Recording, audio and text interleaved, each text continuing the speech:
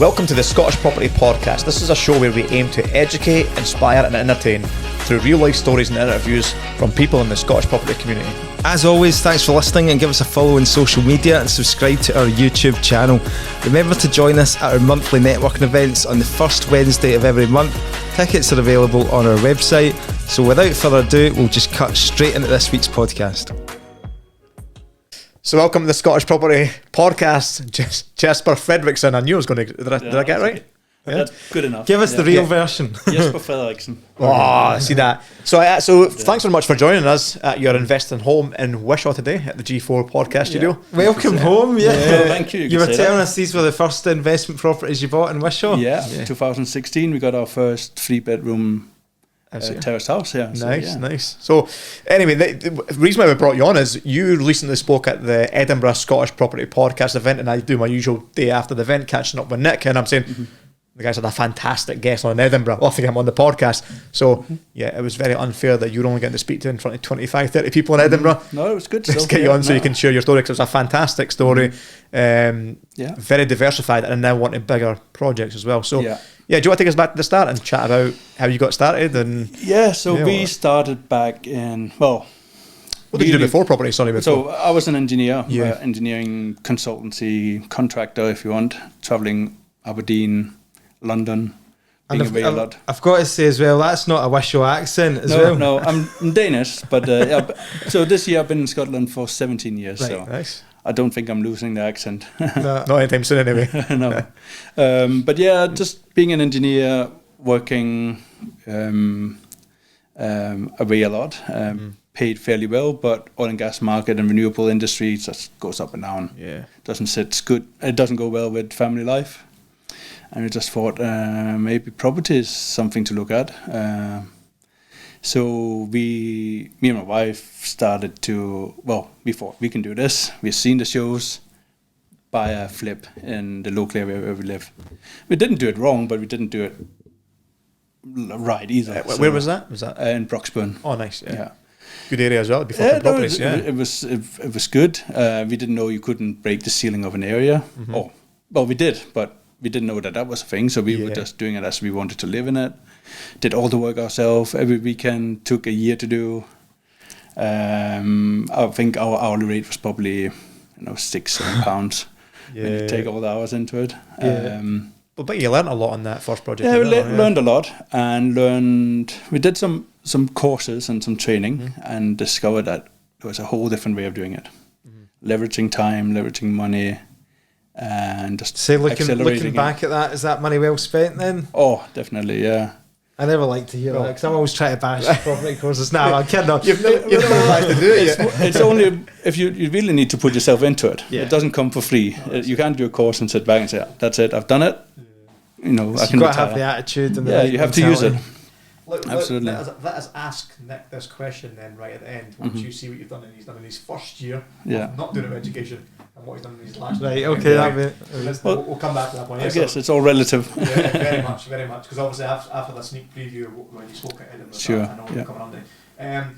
After the first flip or so, did you think you changed your strategies once you got education? Well, we learned that there was something called a strategy, because we didn't know. We didn't know what a deal looked like. We spent a lot of time thinking about how much does a sheet of plastic cost, and it's not really relevant. So we set a strategy, and we had some training, and we started going out there, putting in the offers at the level that would suit us. In North, South, Lanarkshire, most of Scotland really work for buy-to-let. So we did that. We got busy. I think we offered on 150 properties in the first 6 months. Holy shit! That's an action taker. so we were busy. This is why it worked for you, because I can see straight away you're not like hanging about here, you know. Well, we had the choice to.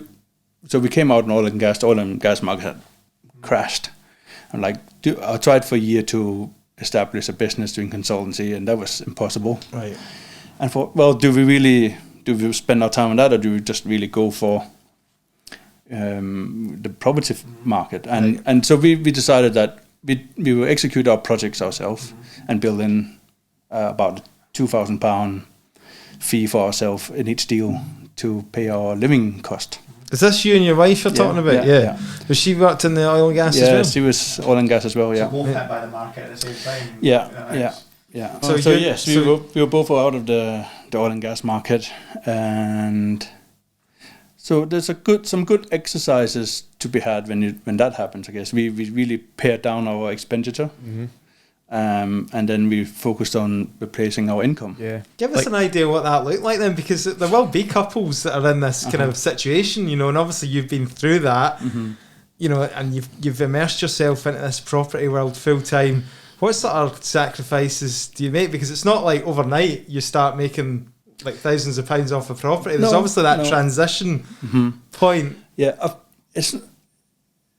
it's simple things. I think it's not going out for dinners all the time. Right, just cutbacks. Just simple cutbacks. Don't watch TV all the time. Spend your time on, learning a strategy or going out and walk the streets and get out Did you there. get kids as well? Yes, at the time I had one girl. Right, okay. Now I got 3. So 3 girls. 2 girls and a boy. Yeah, you've got your handfuls now. Yeah. Yeah. So- That's interesting. So you've went from big salaries in the oil and gas industry to almost nothing at the start of the journey. Was all your cash tied into your flip that you did originally? Yeah. So we did that flip. That freed up a little bit of cash. Yeah. And then we just had to be. We didn't have regular income, so we had to be creative with financing the first deals using bridging finance, private investors. And this was straight into the stuff you were holding. You started to hold. Yeah. I think there was strategies to build up a portfolio of assets. Then was it buy to lets? Was it? Yeah, buy to let, simple buy to let, Yeah. ex-local authority. We went into this. We've sort of set a strategy of buying 3, keep 2 and sell 1. Yeah, yeah. And that one that we sold would always sort of prop up the rest. Yeah. So Pay the wages. when we started, I think out of the 150 offers, and some of them were cheeky, but some of them went through and came through, and I think it was about 8 or 9 out of them came back, and they were good deals, and because the numbers stack up. It's still interesting that I'm glad you shared that, because people don't see behind the scenes the amount, because we never usually dig in deep, and I can imagine that you've got a spreadsheet written down with the amount of offers you put in. Yeah. So you can say there's 150 offers we put in and we got 8 back Yeah. out. Like you can see the conversion rate from that. It's a You- low conversion. It's a lot of so work. It's easy to think you're out there viewing properties. I see that a lot. People go out view properties. First mistake is they don't actually make an offer, What's the point? even if You might as well. Yeah. you have nothing to lose.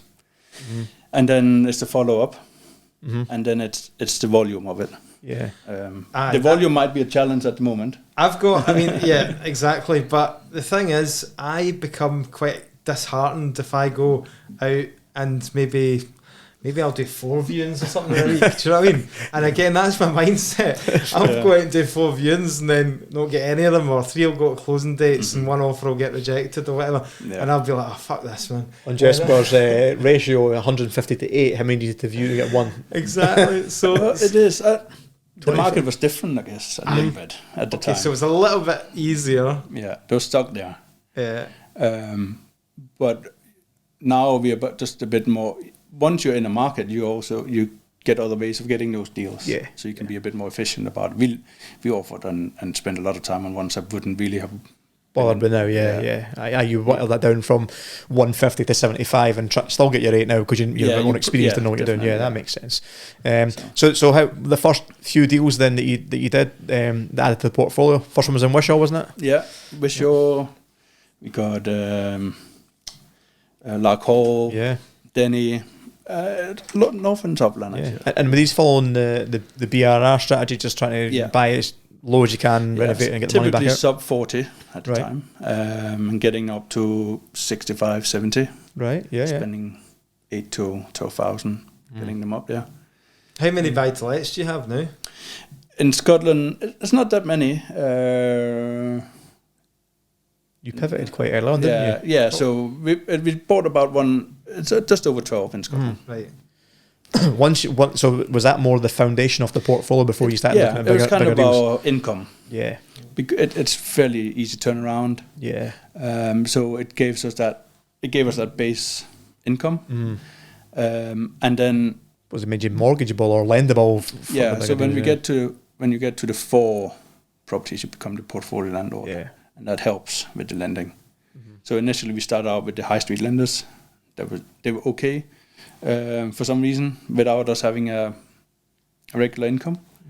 At the time, but times were different. And so we managed to get those 4 mortgages, and then we could go over to sort of more portfolio landlord products. That's good. So yeah, and then I guess it helped with the flipping, and we built up. At the time, we did our own refurb, so we very early on established a team, and then we started getting them work for other investors. So we would run projects for other people. Did you employ your guys full time in a separate company? Yeah, or? still as contractors, but they're employed or full time with us. Aye. And then you project manage other investors' projects as well. So when we were really busy, sort of 17, 18 up here, it would be typically 6 to 8 weeks for a refurb, and we would start one and finish one every week. So we just roll them like that. So it's quite busy. It took a lot of time.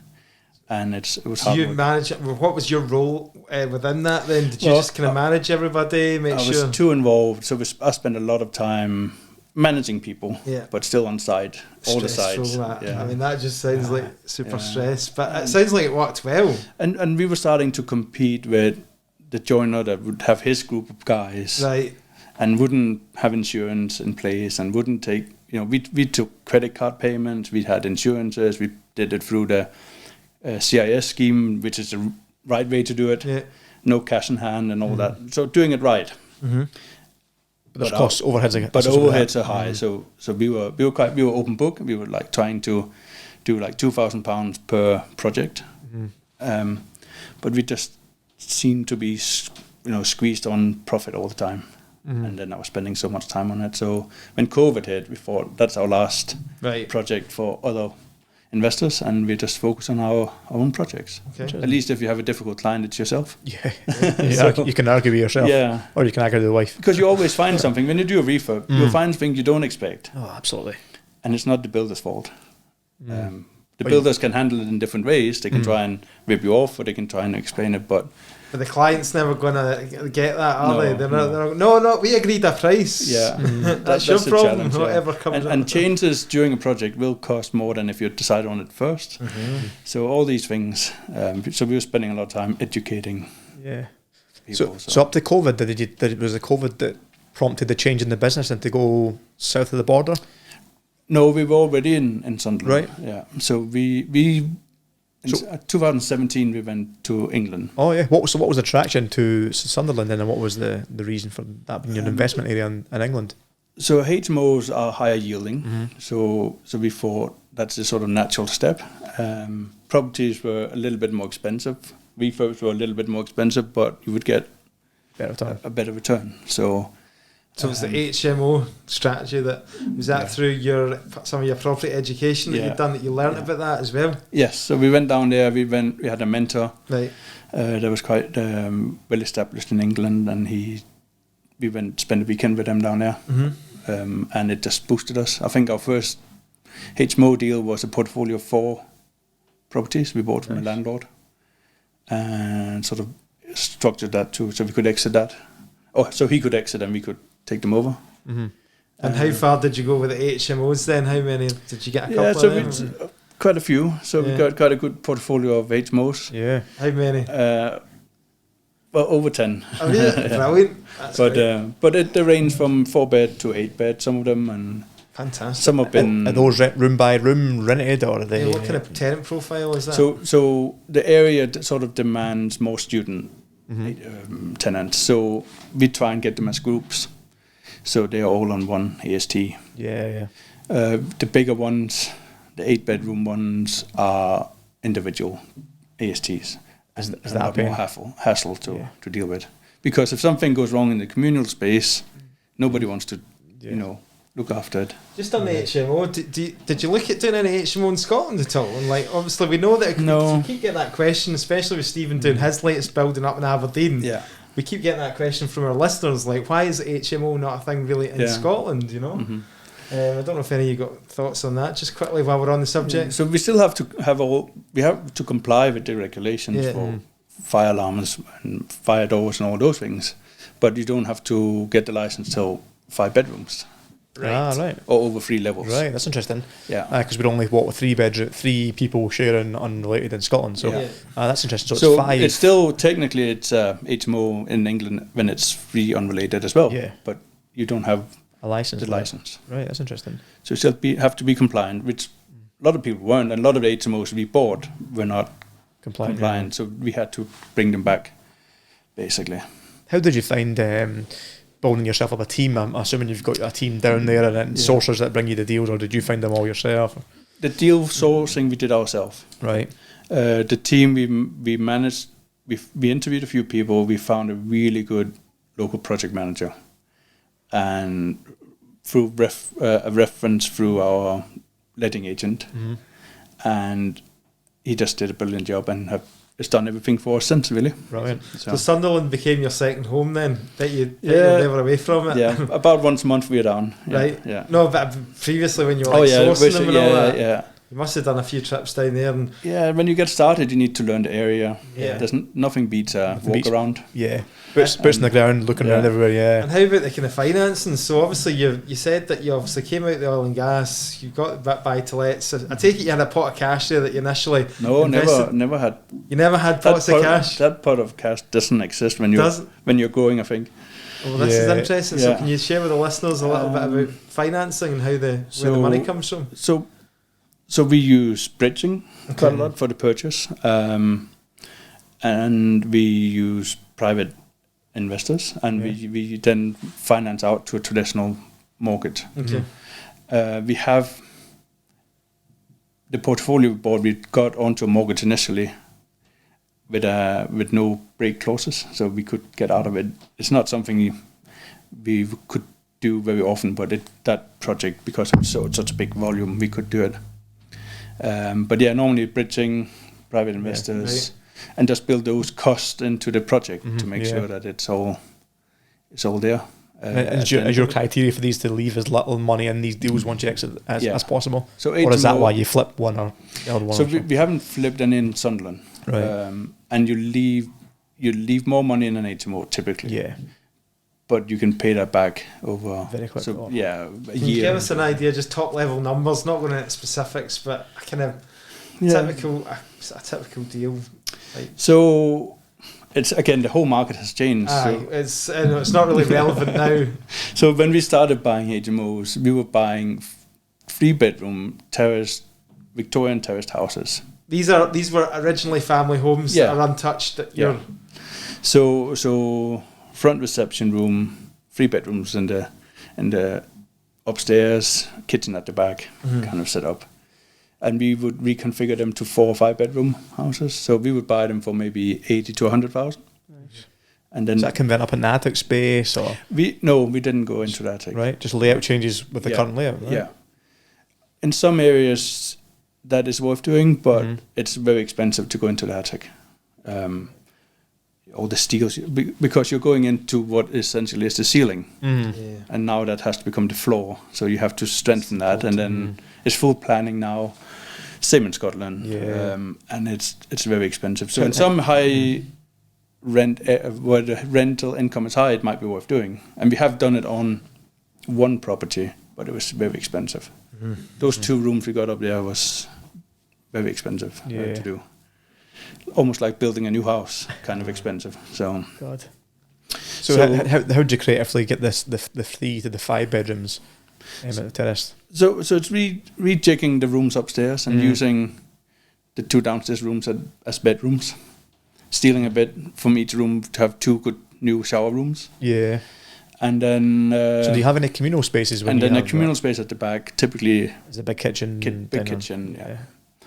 And so we would typically double the value on them. And is that a bricks and mortar value, or is that a commercial rate?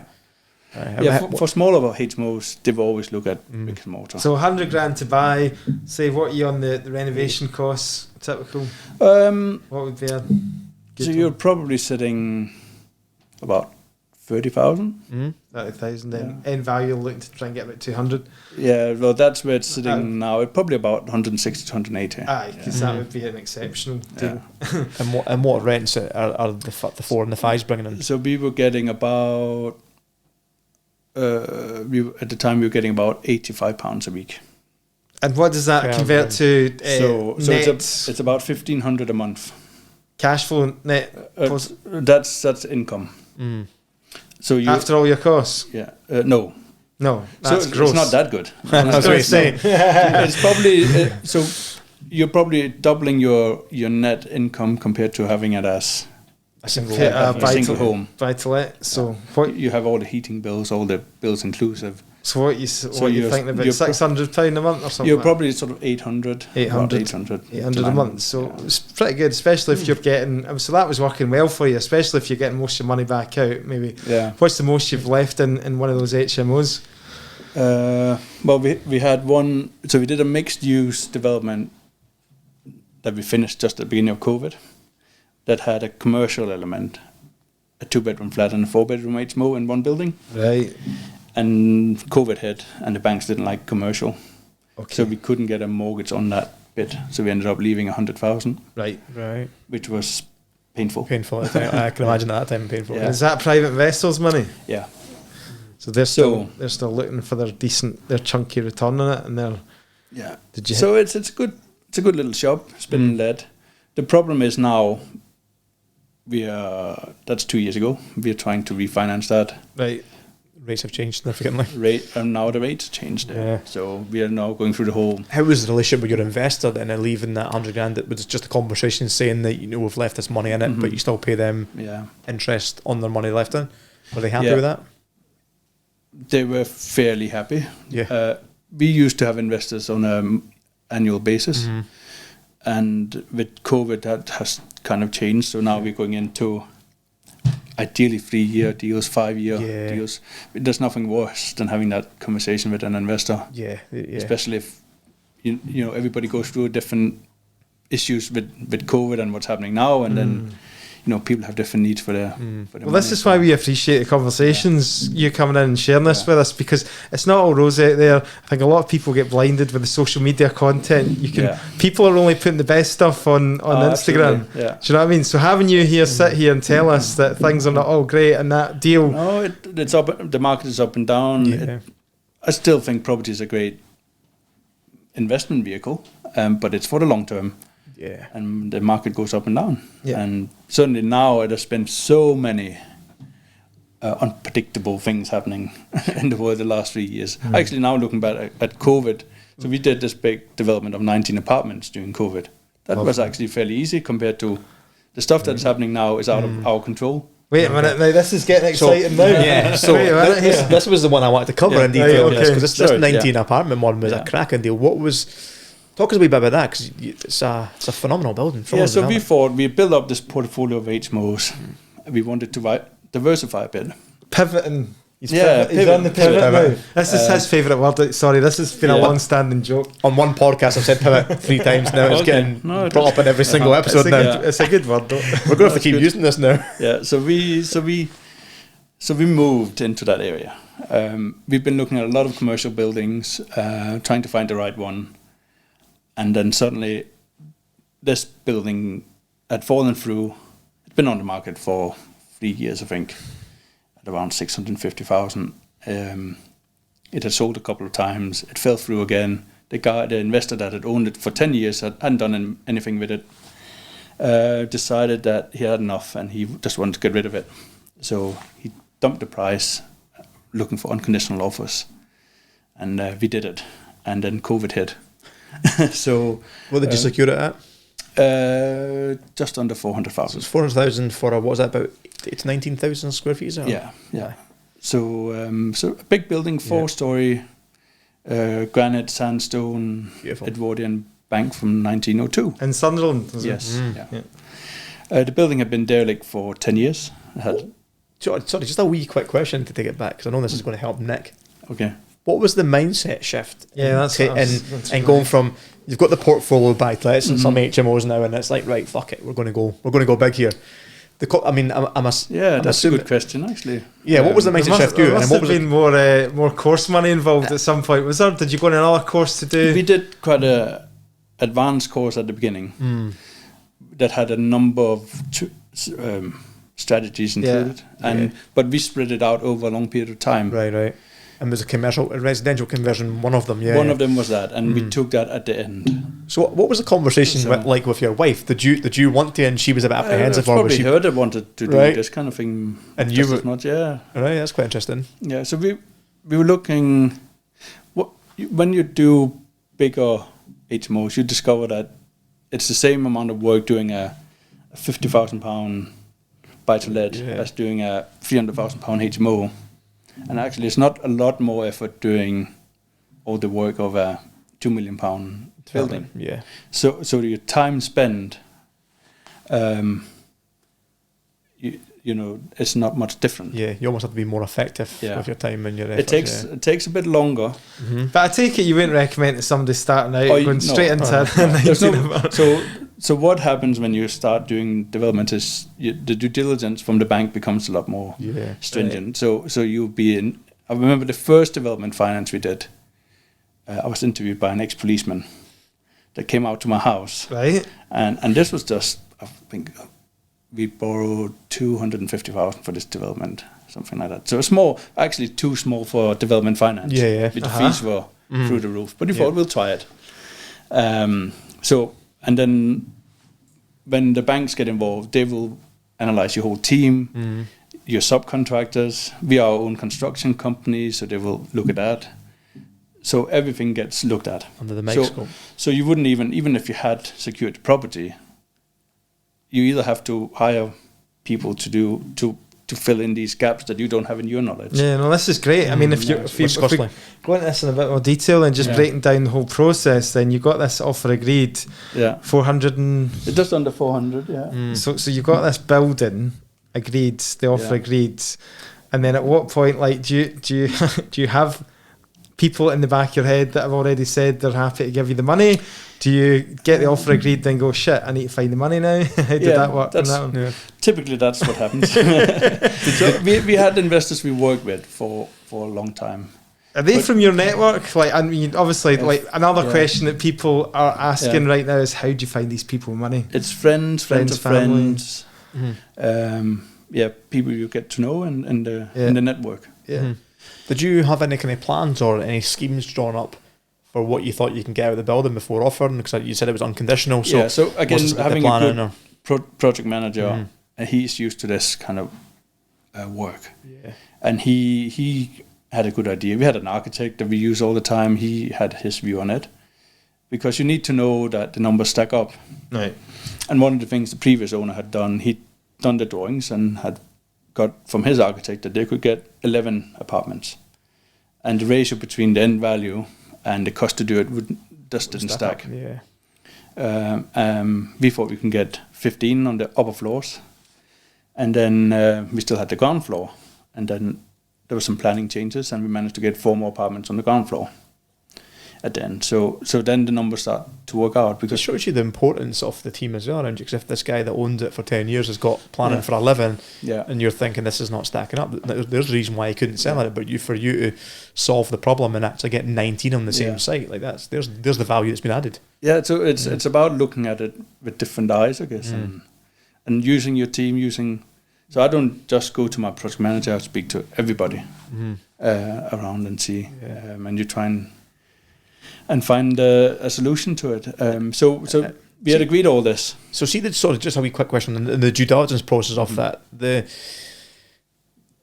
You'll have done all your numbers in the background to see if it stacks up, but see the bit that kind of confuses me with these developments like that is the build-out cost. Do you get a QS in to price out per square metre, or does your project manager get the... Yeah, our project manager did that. Right, and I... But again, when the bank gets involved, they will put their QS onto it. Yeah. So we can do it at a really low level and a price per square foot that the banks wouldn't accept because they want to be, in case they have to step in, they would put their team in place. Yeah.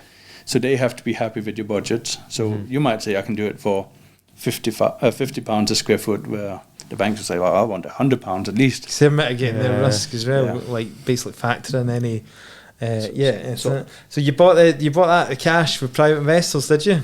Bridging, we did bridging. The bridging, all right, yeah. okay, so like 70% or something. Well, that was the plan, and then COVID hit the week of completion, and then they were like, no.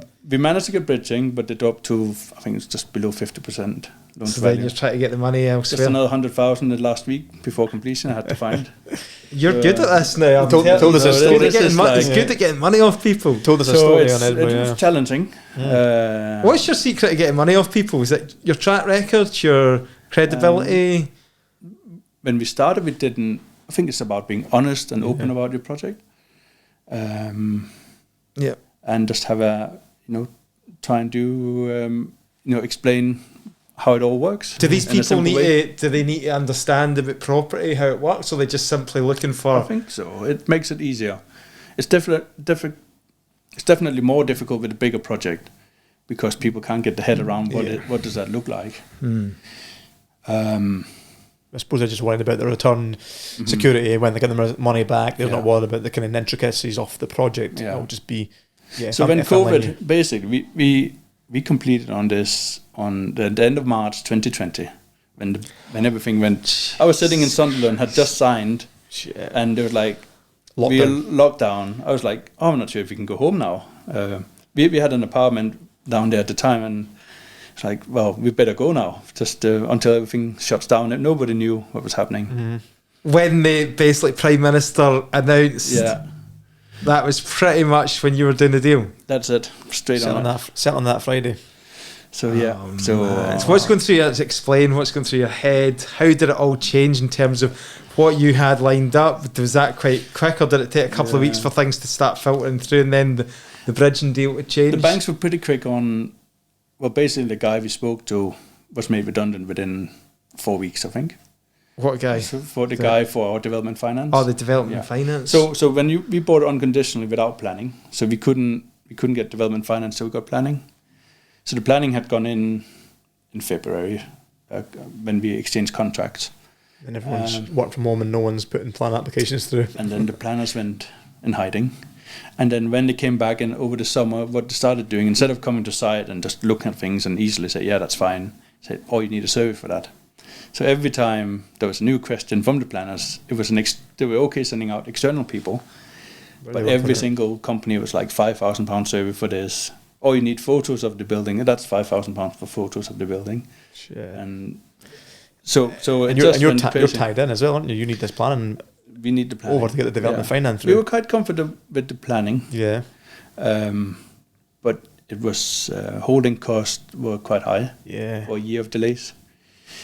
So you waited a year before you got the planning actually approved. Yeah, we got the planning. Was the bridge kicked in at this point? Yeah. So bridge was from purchase, but you purchased without the planning, so you'd have been paying the bridging payments for the whole year with no project to start on. Shit. Yeah. You wouldn't have had that in the cost. 50,000 for an empty building of that size.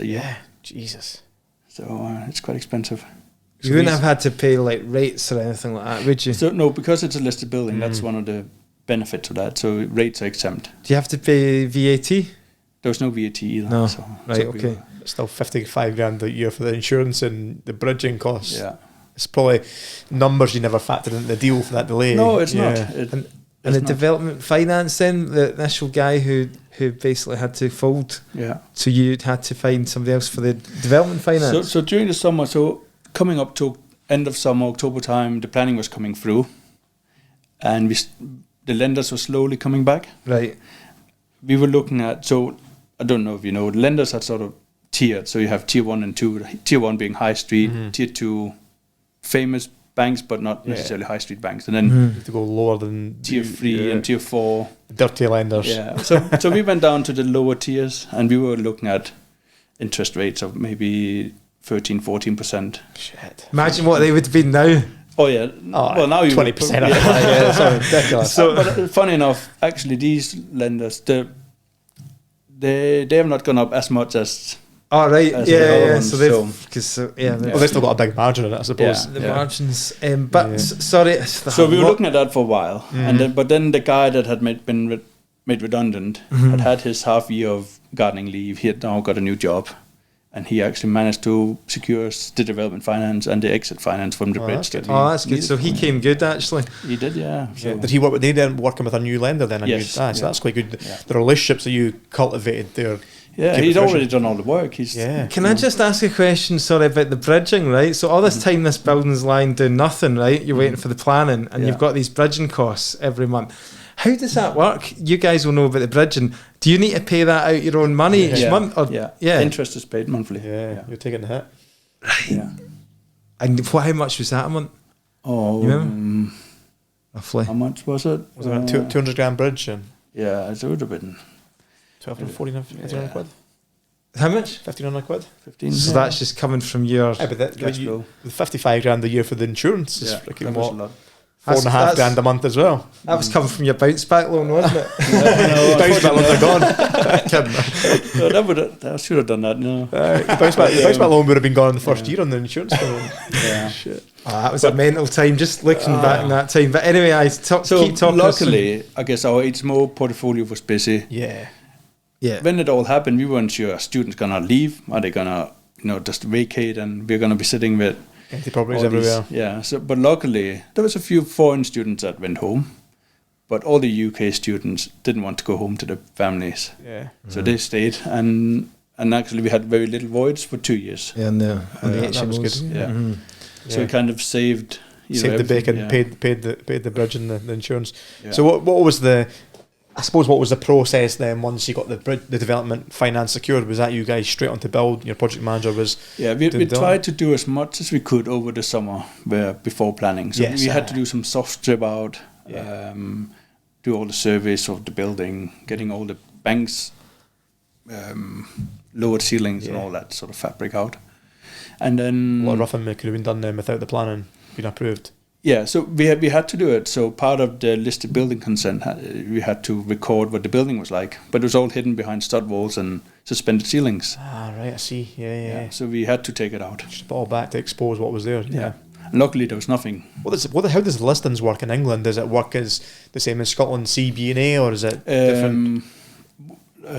It's just 1 and 2. So is that right? Class, so it's and is this the lower one or the higher one? Yeah, it's the lower one. Right, yeah. So local interest. Yeah.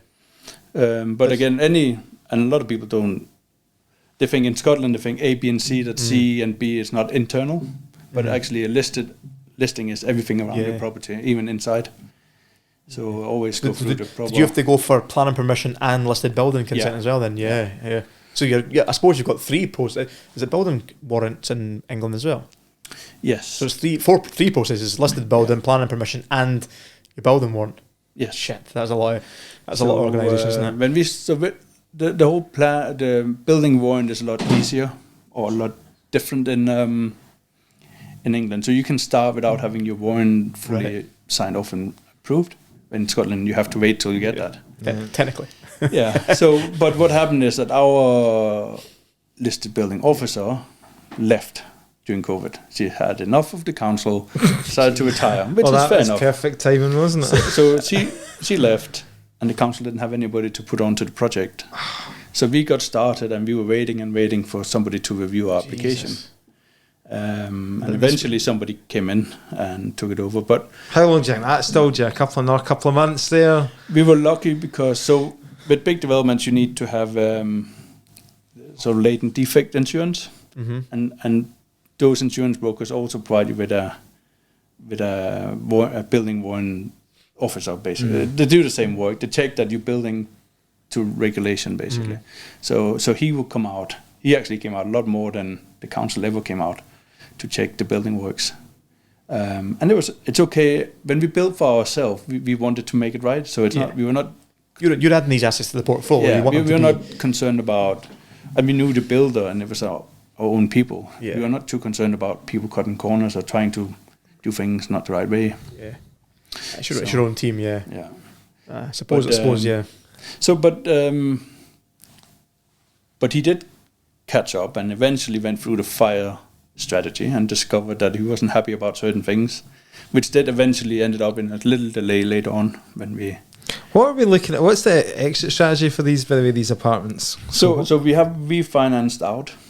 So you're at that stage now. So let's just fast forward. So yeah, all the work is done. Next one is skip to the good stuff. I want to take it to the story.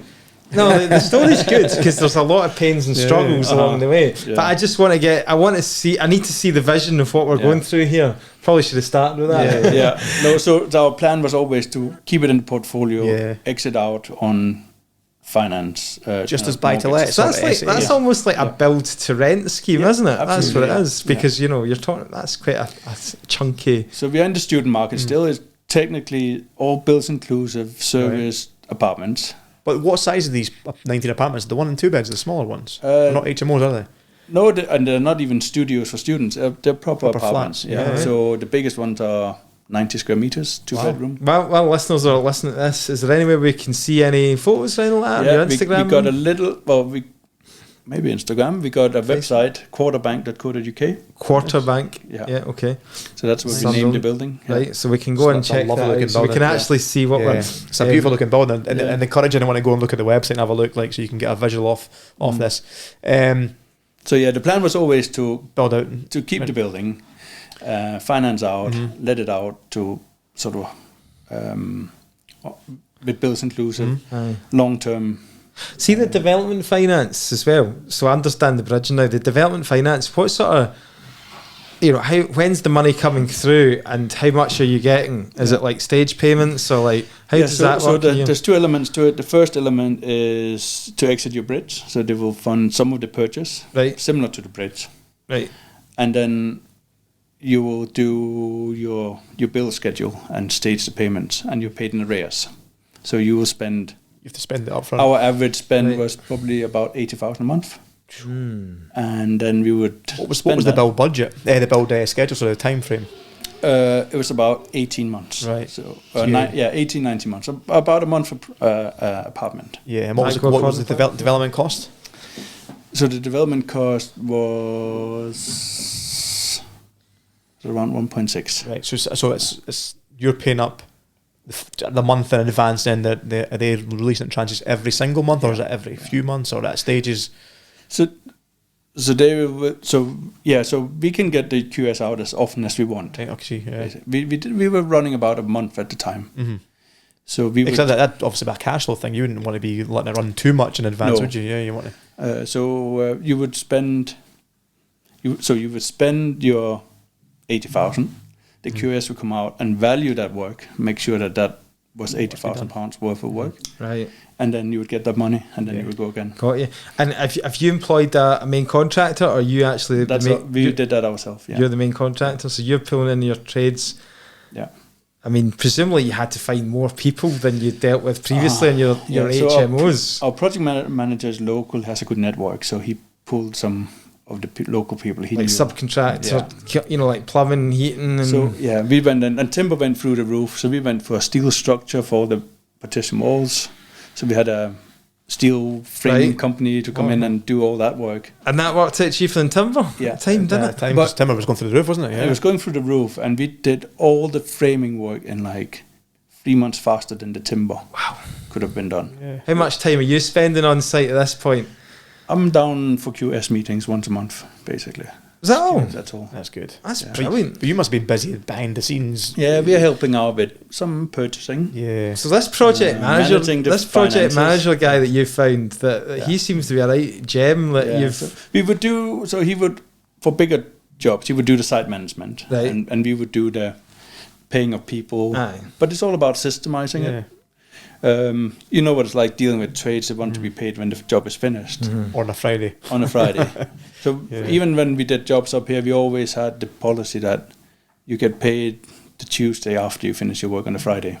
Because you need time to inspect it, you need time to check it, and you don't want to rush. If you have people doing the payments, you don't want them to rush through it and forget to pay or overpay. So. But when we start with a new tradesperson, we just say this is how we do it. And as long as they know that they're okay with it. You don't go through a project to that size without some disasters along the way. So there must have been some hiccups. Don't know where to. You don't know where to start. Which one to pick? But no, there's always things that go not to plan.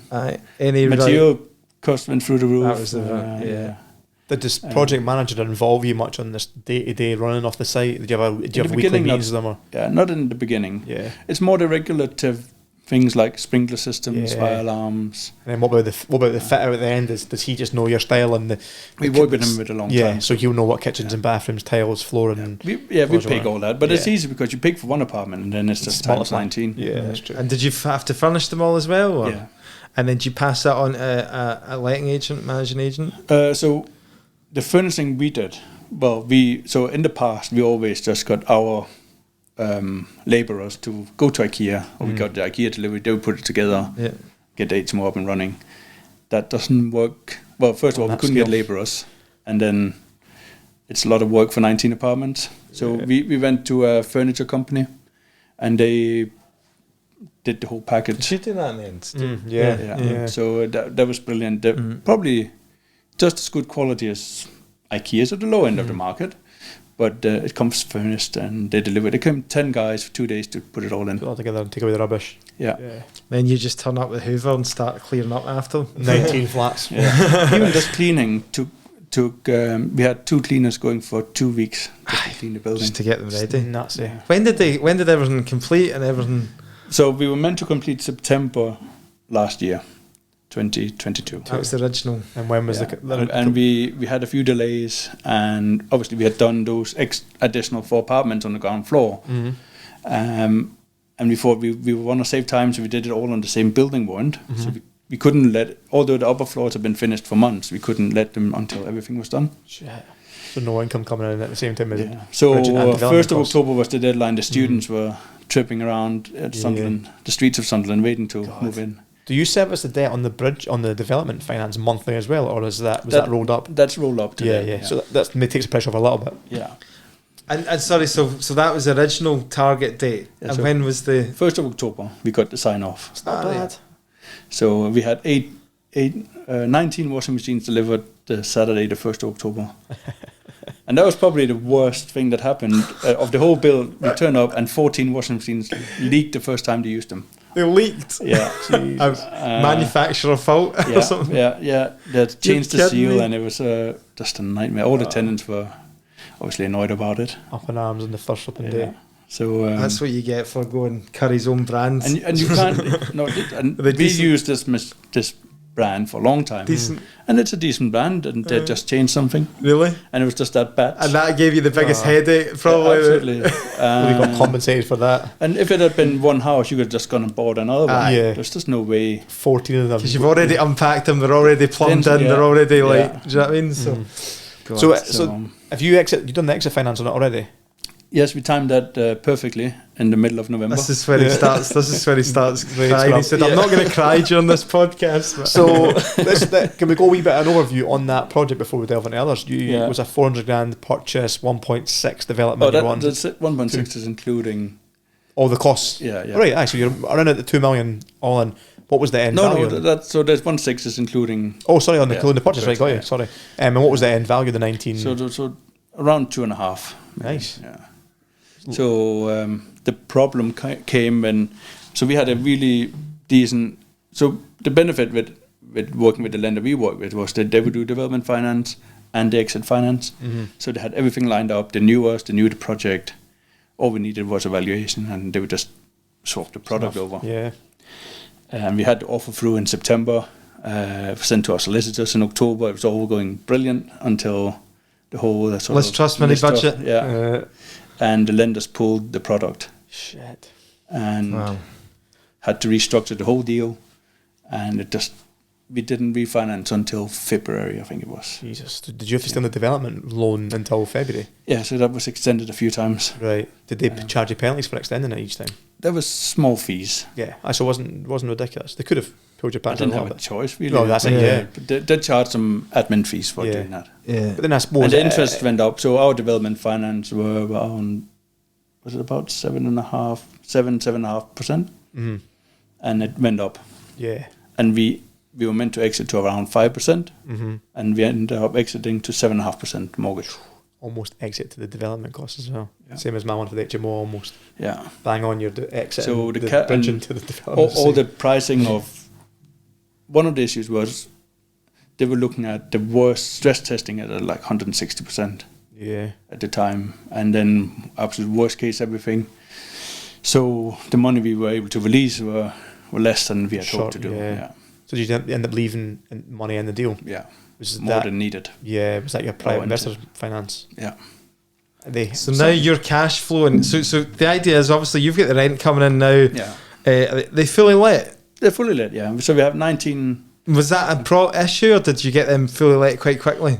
They were let pretty easily, yeah. Good demands. The market is good. Good demands. Yeah. Good level of rents as Yeah, well. yeah. Like good finish, phenomenal nice finish. product. We could probably have got more rent. What are you getting on average, like for a a 1-bedroom apartment, fully furnished, modern? Oh, you know. So the average is about £1,000. All right. Okay.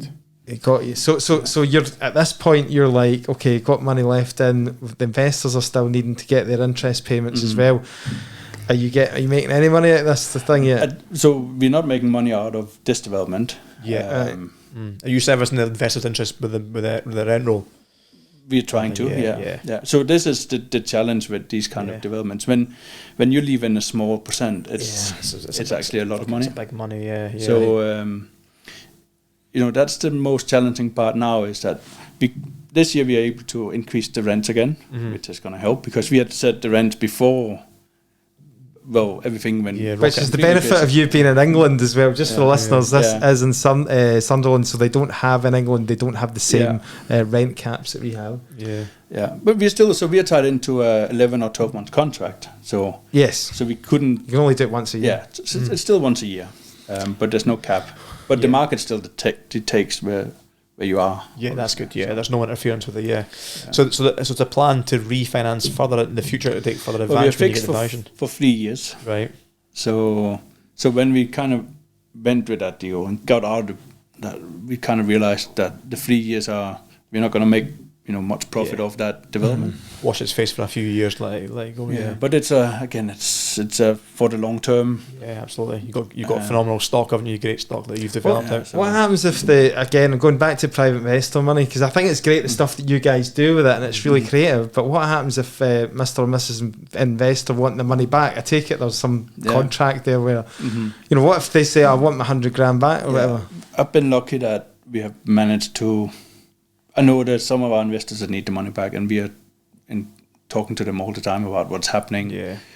With the market gone, we never used to refinance and take money out in the past. So now the market has been good in terms of capital increases the last few years. So we are now looking to release some funds. Release that funds, for the ones that actually want their money back. Yeah. But it's taken a long time. Yeah. Like some of the mortgages we had for the buy-to-lets came to an end in December, and we are still going through the refinance. This jumped up. There was a little wobble in the springtime again, where a lot of lenders pulled deals. At the last hike, we had a deal pulled last week as well. So how does that make you feel now as a property investor? Because I mean, I'm like listening to this, and I'm like, this guy's fucking phenomenal. He's just built 19 apartments, like new built. I'm going to go and check the website out, and I'm sure I'll be like, wow, that's amazing. And hats off to you. You've done that successfully. That's a huge achievement. But you're not actually making any money. So like, you've built an equity.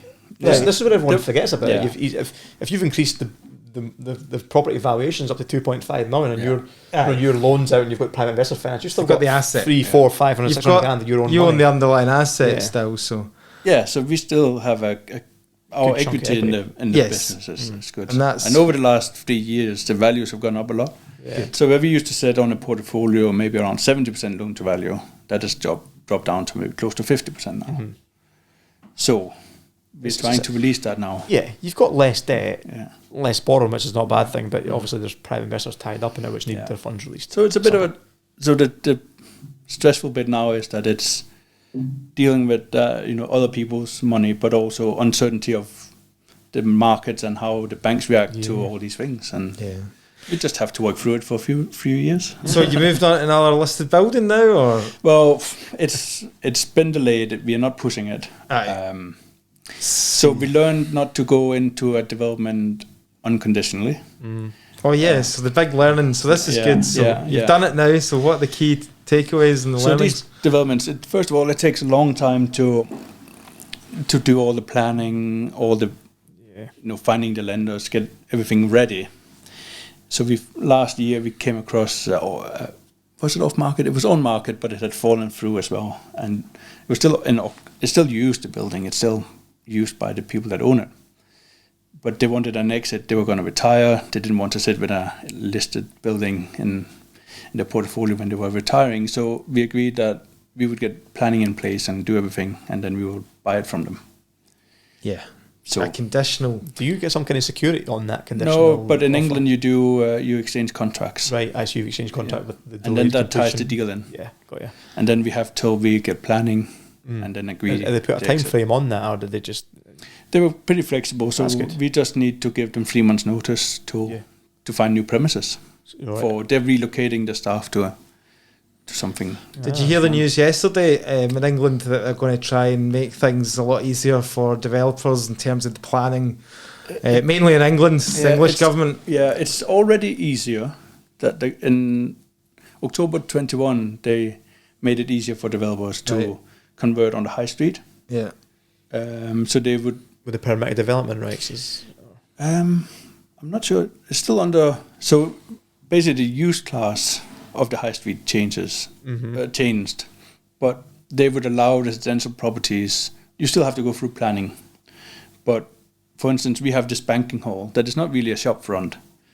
So as long as we kept the main door on the corner as a little office, so we did a 40 square meters little office unit, in the corner, yeah. and then all the things about it. All the way around it is 4 units, but the old banking windows are still there. Nice. But in the past, they wouldn't have allowed that.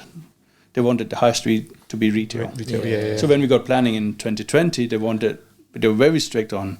So yeah, this is part of the thing. They're saying any shops now, just go for it. You know, So I think we really need that in Scotland. I mean, some sort of relaxing the planning. Absolutely, and then they went away from all the different use classes for commercial. So they now call it Class E, which is sort of everything. Right. Everything from even hot food to some degree, which is then what has changed from what we're doing now for planning, where before they would say it's retail, so you don't need to put in, conditions for extraction of cooking, for instance. But now, because you could do everything with the space, they want the conditions of the planning will have stuff that relates to if you had a hot food place or if you had. See, it might be a bit onerous actually. Yeah, so the conditions for discharging is there, but but at least you can do whatever you want with your space. You could do cafe and the plans for this development is something similar to what you've just done.